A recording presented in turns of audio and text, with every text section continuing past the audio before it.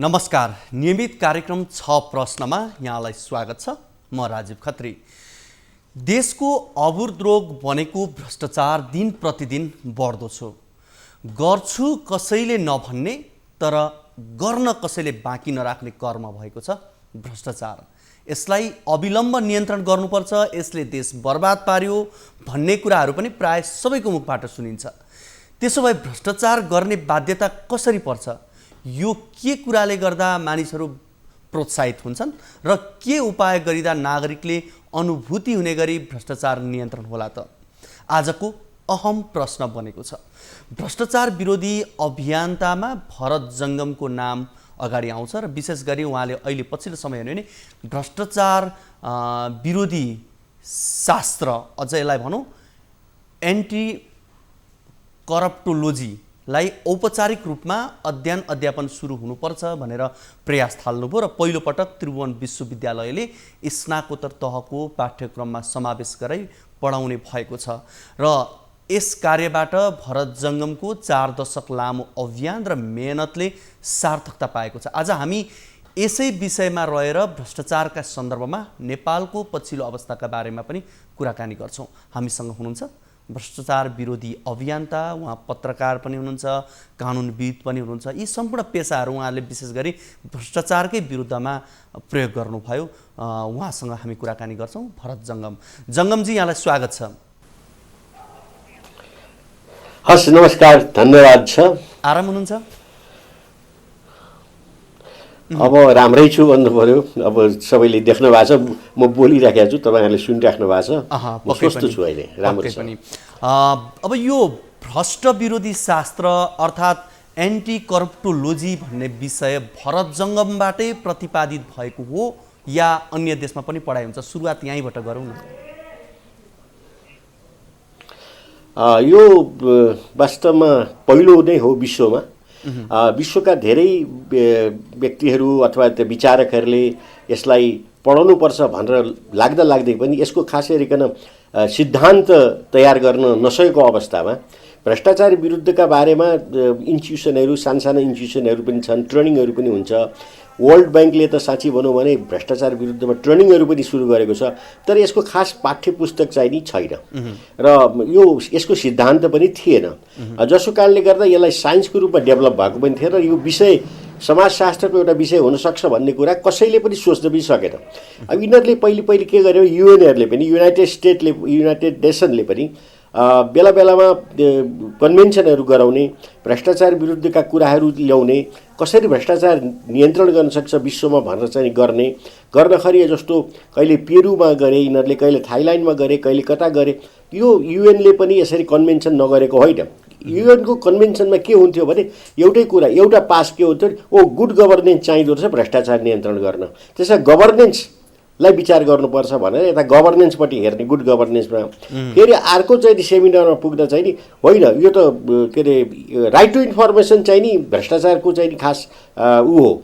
त्यसैले तपाईँको चाहिँ नि यो के अरे IT information technology, information, right to इन्फर्मेसनको कुरा अथवा ट्रान्सपरेन्सीको कुरा, राइट टु इन्फर्मेसन ट्रान्सपरेन्सीको लगभग एउटै कुरा, ट्रान्सपरेन्ट हुनु पर्यो, त्यस कारणले भ्रष्टाचार रोकिन्छ।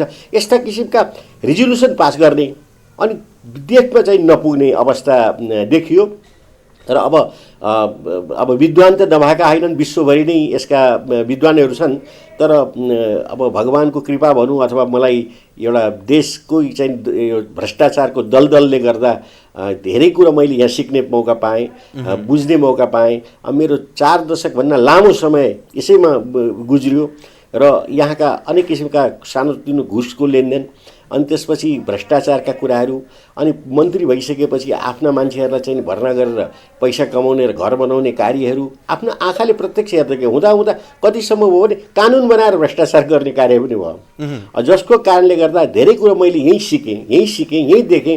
जस्तो अब एक्जाम्पलको लागि 2052 सालमा शेरबहादुर देउवा प्रधानमन्त्री हुने बित्तिकै उहाँले गजबको पास गर्नुभयो ऐन। त्यो के हो भने तपाईँको सांसदलाई पेन्सन दिने ऐन, त्यसपछि तपाईँको सांसद विकास कोष खडा गर्नुभयो त्यो कानुन बनाएर गर्दाखेरि मान्छेले जनरल पब्लिकले हेर्दाखेरि चाहिँ के छ ओहो कानुन बनाएपछि कहाँ भ्रष्टाचार हुन्छ र तर मैले चाहिँ त्यसलाई भ्रष्टाचार ठहर गरेँ मैले चाहिँ भ्रष्टाचार ठहर गरेर त्यसको विरुद्धमा सर्वोच्च अदालत जानु पर्यो त्यो तपाईँहरू सबैलाई थाहा छ म 56 सालमा सर्वोच्च अदालत यही केस लिएर गएँ र सांसदहरूले खाने पेन्सनलाई बन्द गराएँ र 57 सालमा सर्वोच्च अदालतले जो पेस गरेको आज के पास गरेको पनि आज 20 वर्ष भइसक्यो यति 20 वर्ष लामो अवधिसम्म यो सबै पुराना सांसदहरूले पेन्सन खान्थे त्यो त सबैलाई जगजाहेर भएको कुरा हो अब धेरै साथीहरू मसँग रिसाउनु भएको छ जो मन्त्रीमा हुनुहुन्छ प्रधानमन्त्री बन्नु भएको छ ती सबै पहिले सांसद थिए अनि भरत जङ्गमजी तपाईँले त हाम्रो त पेटमा लातै मार्नुभयो किन यस्तो गर्नुभएको तपाईँ किन हामीलाई रिक्स गर्नुभएको भन्ने कुरा नकारात्मक विचार राख्नुहुन्छ भरतजी तपाईँ भन्छन् मैले नकारात्मक विचार राखेँ होइन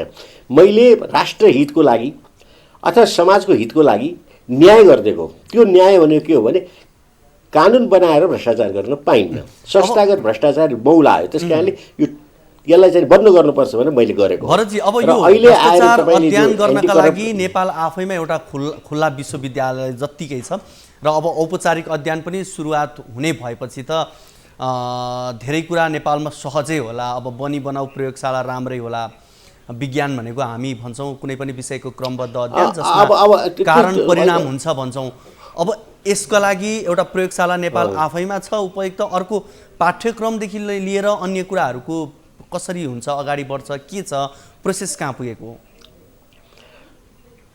अब यो अहिले प्रोसेस के छ भने एन्टी करप्टोलोजी भन्ने साइन्स अफ एन्टी करप्सन मैले लेखिसकेपछि यसलाई विधिवत विश्वको मतलब के भने आइडिया रेजिस्ट्रेसन कार्यालयहरू छन् त्यसमा गएर मैले रेजिस्ट्रेसन गरेँ जस्तो वासिङटन अमेरिकाको वासिङटनमा लाइब्रेरी कङ्ग्रेस छ र त्यहाँ चाहिँ तपाईँको अक्षरश मैले चाहिँ आइडिया रेजिस्ट्रेसन गरेँ एन्टी करप्टोलोजीलाई त्यो एन्टी करप्टोलोजी मतलब रजिस्ट्रेसन गर्दा मलाई 8 महिना टाइम लियो किनभने प्रत्येक शब्दहरू प्रत्येक वाक्यहरू प्रत्येक अक्षरहरू मौलिक हुनुपर्छ भन्ने उनीहरूको भनाइ हो त्यो मौलिक थियो एन्टी करप्टोलोजी आफैमा मतलब नयाँ शब्द हो र त्यसभित्र क्वाइन गरेका मतलब के भने सब्जेक्टहरू सिद्धान्तहरू सबै नयाँ थिए र त्यो कुरो चाहिँ नि मतलब के भने नेपालमै एउटा खुला विश्वविद्यालयमा मैले अध्ययन गर्ने मौका पाएँ र त्यो कुरा मैले राखिदिएँ र त्यसलाई रेजिस्ट्रेसन भयो त्यसपछि युकेमा युनाइटेड किङडम त्यहाँ रेजिस्ट्रेसन गरेँ त्यसपछि नेपालमा पनि आइडिया रेजिस्ट्रेसन कार्यालय छ त्यहाँ गरेँ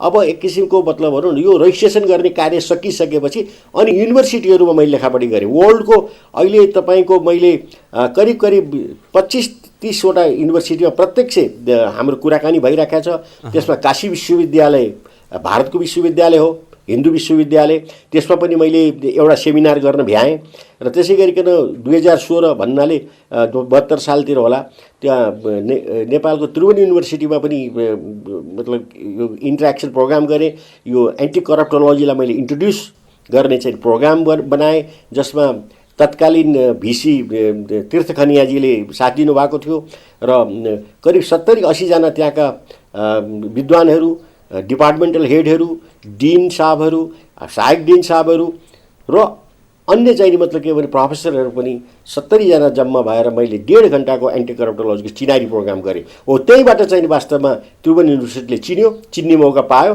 र यसलाई प्रोसेसलाई अगाडि बढाइयो र यो 2073 मा आएर यसले प्रिन्सिपल्ली चाहिँ मतलब के भने एग्री गर्यो त्रिभुवन युनिभर्सिटीले कि एन्टी करप्सन स्टडिजलाई चाहिँ पढाइमा ल्याउन सकिन्छ अनि त्यसपछि उहाँले एउटा यो करिकुलम डेभलपमेन्टको लागि एउटा समिति गठन गरिदिनु भयो जसमा हाम्रो एन्टी करप्सन एकाडेमी थियो र त्रिभुवन युनिभर्सिटी हाम्रो दुईटाको कोलाबोरेसनमा हामीले यो करिकुलम बनाउने तयार गरायौँ र 3-4 वर्ष लाग्यो र मतलब के भने सिलेबसहरू तयार गऱ्यौँ त त्यो सिलेबस तयार गर्नेमा हाम्रो तर्फबाट डाक्टर बलबहादुर भण्डारी र रविन आचार्य डाक्टर रविन आचार्य र अनुप जङ्गम सम्मिलित हुनुहुन्थ्यो भने उता तर्फबाट के अरे तारा भूषालजी त्यसपछि संयोजक हुनुहुन्थ्यो शिवलाल भूषालजी जो अहिले त्यतिखेर तत्कालीन डिन हुनुहुन्थ्यो मानविकीको यो मानविकी को चाहिँ डिन हुनुहुन्थ्यो अहिले उहाँ रेक्टर हुनुभएको छ र यसै गरिकन हाम्रो त्रिभुवन युनिभर्सिटी र हाम्रो बिचमा एउटा कोलाबोरेसन भयो जसको कारणले गर्दा हामीले यसलाई बनाउन समर्थ भयौँ र अहिले हामीले 63 क्रेडिट आवरको सिलेबस बनाएका छौँ जसमा एन्टी करप्टोलोजी पनि सम्मिलित छ र त्यसमा इकोनोमिक्स छ, पोलिटिकल साइन्स छ, तपाईँको चाहिँ नि कानुन छ र सबै किसिमका छ र त्यसमा फेरि हामी प्र्याक्टिस पनि गर्नुपर्छ, स्टडी पनि गर्नुपर्छ र अध्ययन पनि गर्नुपर्छ, थेसिस पनि लेख्नुपर्छ, इन्टर्न पनि गर्नुपर्छ। त्यो सबै चाहिँ नि मतलब कम्पोनेन्टहरूले हामीले पुरा बनाएर औपचारिक हालै चाहिँ सक्ने यहाँले देख्नुहुन्छ? औपचारिक रूपमा अब त्रिभुवन युनिभर्सिटीको अलिकति अब त्यही पोलिटिकल अलिकति गोलमाल छ। त्यहाँ विद्यार्थीहरूले कहिलेकाहीँ गोलमाल गर्छन्, के गर्छन्, राम्रो किसिमबाट काम गर्न पनि युनिभर्सिटीका पदाधिकारीले पाइरहेका छैनन्।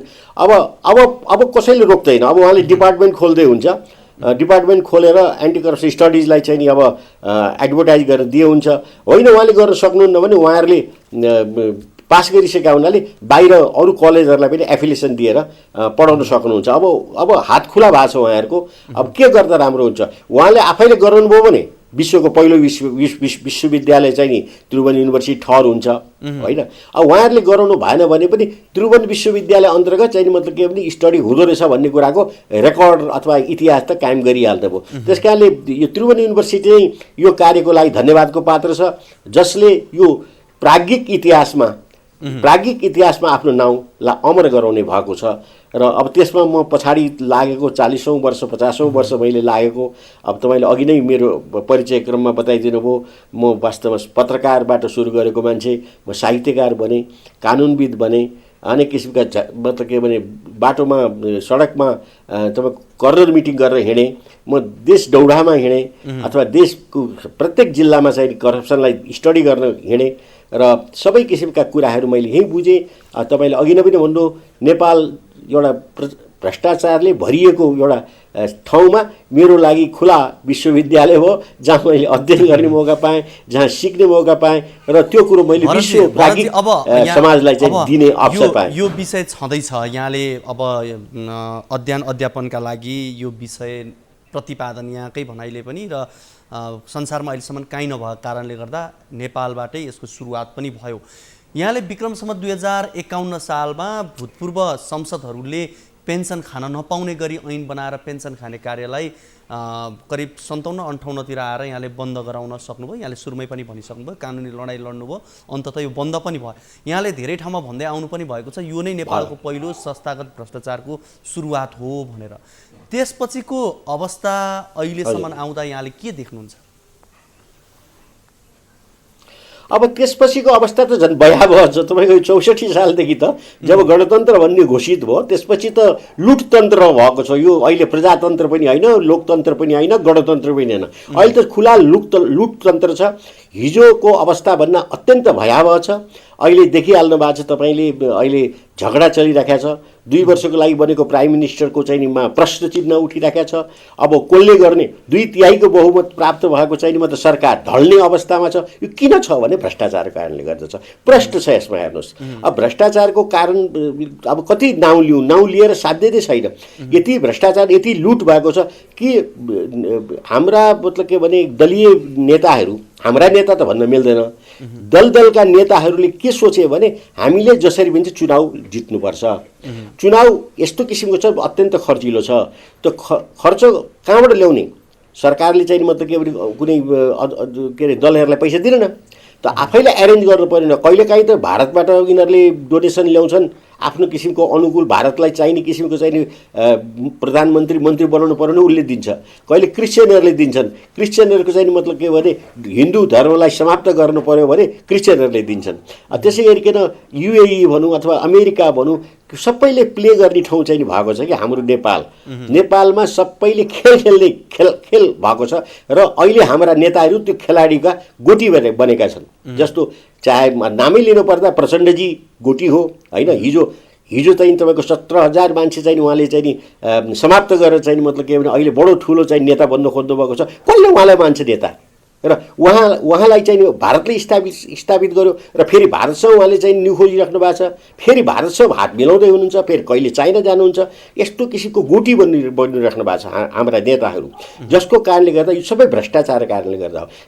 मैले त एउटै कुरो जानेछु, अब यतापट्टि एन्टी करप्टोलोजी नगइकन यदि भ्रष्टाचारको विरुद्धमा मैले गरेका अभियानका रूपमा गर्ने हो भने आजभन्दा 20 वर्ष अगाडि मैले भ्रष्टाचार गर्नेलाई मृत्युदण्डको कानुन बनाउनुपर्छ भनेर मैले कराएर हिँडेँ, चिच्याएर हिँडेँ, बोलेर हिँडेँ, सेमिनार गरेँ, तर त्यो मृत्युदण्डको कानुन बनाउन सकेन। हेर्नुहोस्, इन्डियामा चीनमा हरेक महिना 2-3जना भ्रष्टाचारीहरूलाई ह्याङ गरिन्छ, झुन्ड्याइन्छ, मृत्युदण्ड दिइन्छ। मृत्युदण्डको कानुन कहाँ छैन? अमेरिकामा छैन कि, भारतमा छैन कि, होइन? त नेपालमा चाहिँ किन छैन त भन्दाखेरि इन्टेन्सनली नै मृत्युदण्डको कानुन ल्याउन यहाँका नेताले चाहँदैनन्, किनभने उनीहरू नै झुन्डिन्छन्, त्यहाँ उनीहरू नै मृत्युदण्डको भागी हुन्छन् भन्ने कुरा उनीहरूलाई थाहा छ। त्यसैले यो के भएको छ भने भ्रष्टाचार यति मौलायो, यस्तो भयो कि यसलाई रोक्न सक्ने अवस्थै भएन। म त लाचार भएर अब केही लागेन। म त 20 वर्षपछिको मैले राजनीति गरेँ, या 40 वर्षपछिको या 50 वर्षपछिको मैले चाहिँ विचार गरेँ कि अब कमसेकम 50 वर्षपछि त एउटा राम्रो अवस्था सिर्जना होला। हामीले चाहिँ नि अब एमए क्लास खोल्छौँ, एमएमा चाहिँ नि मतलब के भने हामीले एन्टी करप्सन एक्सपर्टहरू, विज्ञहरू तयार गर्छौँ, पिएचडी गराउँछौँ, फेरि विज्ञ तयार गर्छौँ। तिनीद्वारा चाहिँ मतलब के हेर्नुहोस्, अब एउटा कुरो तपाईँलाई दमनी नहुने, यही एजुकेसनको कुरा गरौँ भने जब प्रजातन्त्र लोकतन्त्र भन्ने आयो तबदेखि तपाईँको हाम्रो एजुकेसन सिस्टममा नैतिक शिक्षा भन्ने हटाइयो, संस्कृतको शिक्षा हटाइयो र अहिले चाहिँ तपाईँको नचाहिने कुराहरूको चाहिँ शिक्षा दिइन्छ। अङ्ग्रेजीको माध्यमलाई बढ्ता चाहिँ मतलब के प्रश्रय दिइरहेका छ। त्यो के आवश्यकता छ? नेपालको संस्कृति, नेपालको इतिहास, नेपालको भूगोल, नेपालको अहमता पढाउने छैन, यहाँ नैतिकता पढाउने छैन स्कुल। त्यसकारणले हामीले के पनि यो एमए क्लासबाट हामीले के पनि अपेक्षा राखेका छौँ भने एमए क्लास खोलिसकेपछि त्यहाँका चाहिँ मतलब विज्ञहरूले भोलि क्लास 5मा, क्लास 4मा या क्लास 8मा, क्लास 11मा या उसमा डिप्लोमामा आवश्यक करिकुलम, आवश्यक मतलब पाठ्यपुस्तक बनाउन्। त्यसको लागि हामीलाई एन्टी करप्सन एकाडेमी छ, त्यो हामी तुरुन्तै चाहिँ हामी एनाउन्स गर्दैछौँ कि कोही चाहिँ नि पाठ्यक्रम लेख्न तयार, पाठ्यपुस्तक लेख्न तयार हुन्छ भने पुस्तक लेखेर आउनुहोस्। तपाईँको पुस्तकलाई हामी मतलब सरकारबाट स्वीकृति लिँदैछौँ, शिक्षा विभागबाट, र तपाईँलाई चाहिँ नि प्रकाशित पनि गरिदिन्छौँ र तपाईँले पनि केही पैसा कमाउनुहुन्छ।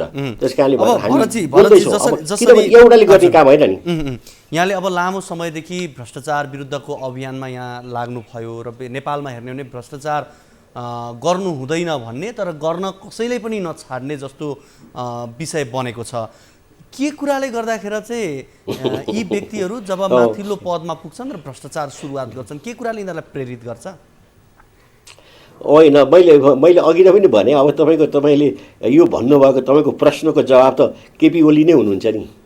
केपी ओलीजी तपाईँकोले के भन्नुहुन्छ, बार के भन्नुहुन्छ, म भ्रष्टाचारीलाई हेर्न चाहन्न, म भ्रष्टाचार गर्दिनँ र भ्रष्टाचारलाई कारवाही गरेर छोड्छु भनेर उहाँले बडो एस्युरेन्स दिनुहुन्छ, बडो गफ दिनुहुन्छ, बडो भाषणमा बोल्नुहुन्छ, बार बोल्नुहुन्छ। तर तपाईँलाई थाहा छ उहाँका वरपरका मान्छे सम्पूर्ण व्यक्तिगत भ्रष्ट छन्। उहाँले गरेका क्रियाकलाप भ्रष्टाचारमा चुर्लुम्ब डुबेका छन्। व्यक्तिगत रूपमा ओलीजीले पैसा नकमाउनु भएको हुँदा यो चाहिँ नि म पैसा कमाउनु भयो भनेर चाहिँ नि म ओलीजीले भन्दिनँ, तर ओलीजीको ग्रुपले पैसा कमाइराखेको छ। किनभने ओलीजीलाई भोलि चुनावमा जानु छ र चुनावमा खर्च लाग्छ, चिम्लेर बस्छ भने त्यो पनि भ्रष्टाचारै हो। त्यो पनि हो। र दोस्रो कुरा अर्को एउटा पैसाको लेनदेन मात्र भ्रष्टाचार होइन। म ओलीजीका पुगोस् यो कुरा, किन यद्यपि ओलीजी मेरो मित्र पनि हो है, उहाँका पुगोस् पनि, उहाँले मतलब भ्रष्टाचार गर्दिनँ भन्दै पनि जो गफ हाँक्नुहुन्छ नि, जो जनतालाई मतलब के भने अन्योलमा पार्नुहुन्छ नि, त्यो पनि भ्रष्टाचार हो। उहाँले के गफ दिनुहुन्छ भने अब मेरो चाहिँ नि मतलब कि 2 वर्षपछि मेरो चाहिँ नि मतलब के कार्यकालमा म हरेक घरमा ग्यासको पाइप पुर्याइदिन्छु, म दुध पुर्याइदिन्छु, आज काठमाडौँमा चाहिँ नि मतलब के भने रेल चलाइदिन्छु, अनि जहाज चलाइदिन्छु भनेर आदि इत्यादि त्यो बन्डल जो मार्नुहुन्छ नि, फटाकुरो गर्नुहुन्छ नि, वा एउटा सपना बाँड्नुहुन्छ नि, त्यो चाहिँ नि प्रधानमन्त्रीले बाँड्न सुहाउँदैन। एउटा गफाडीले गफ गर्न सुहाउँछ, कोठामा बसेर मान्छेलाई हर्र हँसाउन मिल्छ, तर यस्तो कुरा गर्न मिल्दैन। उहाँ जस्तो मान्छेले आफ्नो समयको भ्यालु बुझ्नुपर्छ। संसदमा उभिँदा बेसारको कुरा गर्नुहुन्छ उहाँ आफै चाहिँ डक्टर बनिदिनुहुन्छ, उहाँ आफै कम्पाउन्डर बनिदिनुहुन्छ, अनि उहाँ आफै चाहिँ विज्ञ बनिदिनुहुन्छ, सबै कुराको विज्ञ। त्यस्तो हुँदैन, त्यो पनि भ्रष्टाचार हो। हामीले त्यसलाई पनि भ्रष्टाचारको कोटीमा लिन्छौँ, किनभने कसैलाई पनि झुक्क्याउनु हुँदैन, कसैलाई पनि नचाहिने कुरो बोल्नु हुँदैन। जो शासकले बोल्यो त्यो पुर्याउनुपर्छ शासकले। त्यस कारणले शासनमा बस्ने व्यक्ति बडो चाहिँ मतलब के भने संवेदनशील चाहिँ मतलब पद हो त्यो, त्यसमा बस्ने मान्छे जे पायो बोल्नु हुँदैन, समयको चाहिँ विचार गर्नुपर्छ।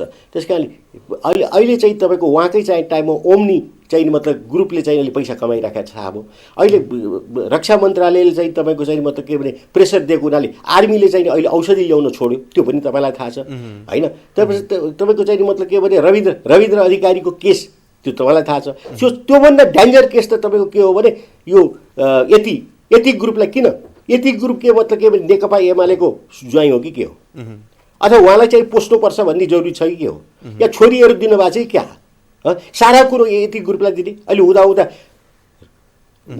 नेपाल वायु सेवा निगमको चाहिँ नि सञ्चालकमा यति ग्रुपलाई ल्याइएको छ त्यस्तो पनि कहीँ हुन्छ देशको चाहिँ नि मतलब 100% चाहिँ नि राज्यको चाहिँ नि मतलब सम्पत्ति भएको चाहिँ नि उसमा व्यक्तिगत रूपमा व्यवसायी भइरहेका व्यक्तिहरूलाई चाहिँ नि सञ्चालकमा ल्याउनुको अर्थ अब नेपाल वायु सेवा निगम यतिलाई चाहिँ ह्यान्डओभर गर्न चाहेको राजाको ट्रस्ट राजा वीरेन्द्रको चाहिँ सम्पत्ति सब यतिको ग्रुपमा यतिको हातमा गइसक्यो त्यत्रो चाहिँ तपाईँको चाहिँ के अरे गोकर्णको रिसोर्ट तपाईँको 82 मा चाहिँ सकिँदैछ उसको के अरे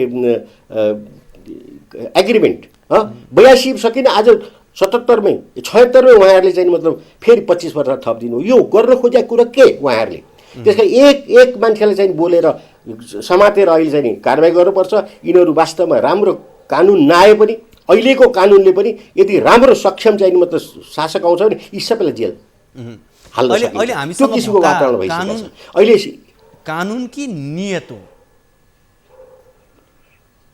यो तपाईँको कानुन यो कानुनले पनि हामीले नियत राम्रो हो भने यो कानुनले पनि दण्ड सजाय दिन सक्छौँ र यसमा पर्याप्त चाहिँ छैन जस्तो उनलाई त अख्तियार दुरुपयोग अनुसन्धान आयोगको जुन किसिमको स्पिरिटबाट किन हाम्रो भनाइबाट मेरो आन्दोलनबाट उत्पत्ति भएको त्यो अख्तियार दुरुपयोग किन त्यो त मलाई नै थाहा छ मैले त्यसमा ड्राफ्ट गरेको छु होइन 2034 सालको चाहिँ तपाईँको नेपालको संविधान संशोधन हुँदा आएको हो त्यो अख्तियार दुरुपयोग अनुसन्धान आयोग अख्तियार दुरुपयोग निवारण आयोग आयो र 48 मा अनुसन्धान आयोग आयो र त्यसमा पनि कति चाहिँ नि ऐन कानुनहरू मतलब के भने बाजिएका थिए हामीले चाहिँ नि मतलब के मुद्दा गरेर चाहिँ त्यो बाजिएका चाहिँ नि ऐनलाई खारिज गरेर अख्तियारलाई इम्पावर गराइयो शक्तिशाली बनाइयो हुँदा तपाईँको हामी चाहिँ नि अख्तियारलाई इम्पावर गर्न मुद्दा गर्नुपर्ने अनि यी फटाहरू संसदमा बसेर संविधान बनाउँदा संविधान सभाले अख्तियारको चाहिँ मतलब के भने शक्तिलाई घटाउनलाई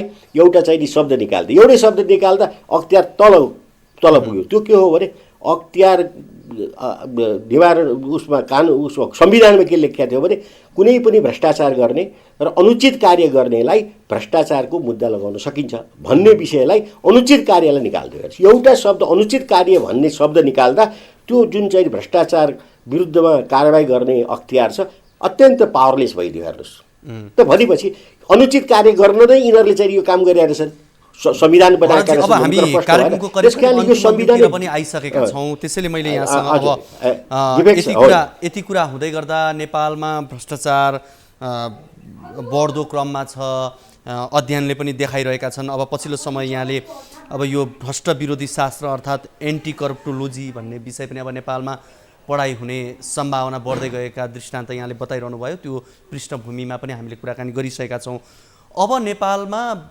भ्रष्टाचार दिनानुदिन बढ्दै जाँदा अहिले जुन किसिमको सरकारका पार्टीभित्रका दलभित्रका नेताहरूमा जुन किसिमको विवादहरू देखिरहेका छन् यहाँ पनि काहीँ न काहीँ भ्रष्टाचारसँगै लगेर यहाँले जोडिरहनु भएका छ यी सबै कुरा हुँदा अब किन कहीँ न कहीँ 100% भ्रष्टाचारसँग सम्बन्धित छ यो किनभने प्राइम मिनिस्टर कोही मान्छे प्राइम मिनिस्टर हुन किन चाहन्छ भनेको त पैसा लुट्नको लागि होइन भने प्राइम मिनिस्टर हुने व्यक्तिले गडबड गर्यो भने जेलमा जानुपर्छ भन्ने अथवा मृत्युदण्ड हुन्छ भन्ने कुराको कानुनले बताइदिएको भए यहाँका विद्वानहरूले बोलिदिएको भए प्राइम मिनिस्टर हुन किन चाहिँ मतलब के भनेदेखि दौड लगाउँछन् किन चाहिँ झुटो बोल्छन् किन प्राइम मिनिस्टर हुन चाहन्छन् या मन्त्री हुन चाहन्छन् यस कारणले कि त्यहाँ गएर लुट्न पाइन्छ त्यहाँ गएर राज्यको सम्पत्ति लुट्न पाइन्छ त्यहाँ गएर भ्रष्टाचार गर्न पाइन्छ विषयको अध्ययनको कुरा गरिरहनु भएको छ यदि यो अध्ययन अब औपचारिक रूपमा सुरु हुने हो भने विश्वमै नेपालकै सन्दर्भमा मात्रै कुरा नगरौँ विश्वमा पनि भ्रष्टाचार विरुद्धको अभियानमा केही सहज हुने यहाँले देख्नुहुन्छ धेरै हुन्छ जस्तो अहिले वर्ल्ड ब्याङ्कलाई चाहिँ त भ्रष्टाचार विज्ञको आवश्यकता छ एसियन डेभलपमेन्ट ब्याङ्कलाई भ्रष्टाचार विरुद्धको मतलब के भने विज्ञहरूको आवश्यकता छ त्यो सबभन्दा पहिलो काम त हामी के गर्छौँ भने त्यो विज्ञहरू तयार भएर हामी चाहिँ नि वर्ल्डको धेरै निकायहरूमा चाहिँ नि भ्रष्टाचार विज्ञहरू पठाउँछौँ र हाम्रो नेपालमा पनि भ्रष्टाचार विज्ञहरूले ठिक चाहिँ नि मन्त्रालयमा विभागमा या आर्मीभित्र या पुलिसभित्र त्यो चाहिँ नि मतलब पस्छन्। त्यो पसिसकेपछि एटलिस्ट त्यो अलिकति त्यो भ्रष्टाचार हुने वेग हुन्छ नि त्यसलाई अलिक कन्ट्रोल गर्छ एकचोटि हाललाई होइन। त्यसपछि तपाईँको चाहिँ बिस्तारै गर्दै जाँदा अनि सबैतिर हामीले 5 कक्षादेखिकै या त 4 कक्षादेखिकै या 8 कक्षादेखिकै हामी नैतिक शिक्षाको पाठहरू सिकाउँछौँ। त्यसले गर्दा एउटा मोरल भएको व्यक्ति आज सदाचारयुक्त व्यक्ति हामी उत्पादन गर्दै जान्छौँ र अन्ततः गत्वा 20 वर्षपछि 50 वर्षपछि 100 वर्षपछि हामीले एउटा राम्रो चाहिँ नि मतलब के समाज स्थापित गर्न सक्छौँ जो भ्रष्टाचारलाई घृणा गरोस्। जसरी भरत जङ्गमले अहिले भ्रष्टाचारलाई घृणा गरेर मतलब सम्पूर्ण आफ्नो जीवन चाहिँ लगाइसक्यो त्यस्तै अर्को नागरिक पनि त्यस्तो भयो भने यो डेफिनेटली मतलब के भने यो कन्ट्रोल हुने सिस्टम हुन्छ। आजको आजै हुन सक्दैन। तर एउटा कुरो खुसीको कुरा के छ भने समाजशास्त्र अन्तर्गत भ्रष्टाचार विरुद्धको शास्त्र अट्न सक्यो यो खुसीको कुरा हो। कारण के छ भने समाजशास्त्र अन्तर्गत राजनीतिक शास्त्र हट्यो, इकोनोमिक्स अर्थशास्त्र हट्यो, सारा हट्यो, सोसियोलोजी हट्यो अनि भ्रष्टाचार विरुद्धको शास्त्र किन अटेन तर अट्यो। त्यो खुसीको कुरा हो। र अहिले विश्वलाई हामी के यहाँलाई धेरै धेरै धन्यवाद। हजुर हजुर हस् धन्यवाद। र तपाईँहरू न्युज 24ले यो मेरो सानो मतलब के भने कुरालाई तपाईँहरूले प्रत्यक्ष गर्नु। म एउटा कुरो के चाहन्छु भने युवाहरू चाहिँ नि यसमा इन्ट्रेस्ट हुनु पर्यो, युवाहरूले चाहिँ पढ्नु पर्यो र युवाहरू नै मतलब अगाडि बढ्नु पर्यो। यो बुढाहरूले अब यो देश चलाउन सक्दैन र नेतृत्व भोलि युवाहरूले लिनुपर्छ भन्ने पनि मेरो सन्देश हो। र तपाईँहरूलाई बहुत धन्यवाद यो टाइम चाहिँ नि तपाईँहरूले मलाई दिनुभयो। हस् धन्यवाद। धन्यवाद। उहाँ हुनुहुन्थ्यो भ्रष्टाचार विरोधी अभियन्ता पत्रकार कानुनविद भरत जङ्गम। उहाँसँग हामीले विशेष गरी भ्रष्ट विरोधी शास्त्र अर्थात् एन्टी करप्टोलोजी सम्बन्धी यो अध्ययन अध्यापनका लागि विशेष प्रक्रियाहरू पुरा गरेर त्रिभुवन युनिभर्सिटीबाट यसको सुरुवात हुने क्रममा रहेकै सन्दर्भमा र नेपालमा पछिल्लो समय देखिएको भ्रष्टाचारका सन्दर्भमा रहेर कुराकानी गऱ्यौँ। आजको कार्यक्रमको निर्धारित समय सकिसकेको छ। हवस् त, नमस्ते।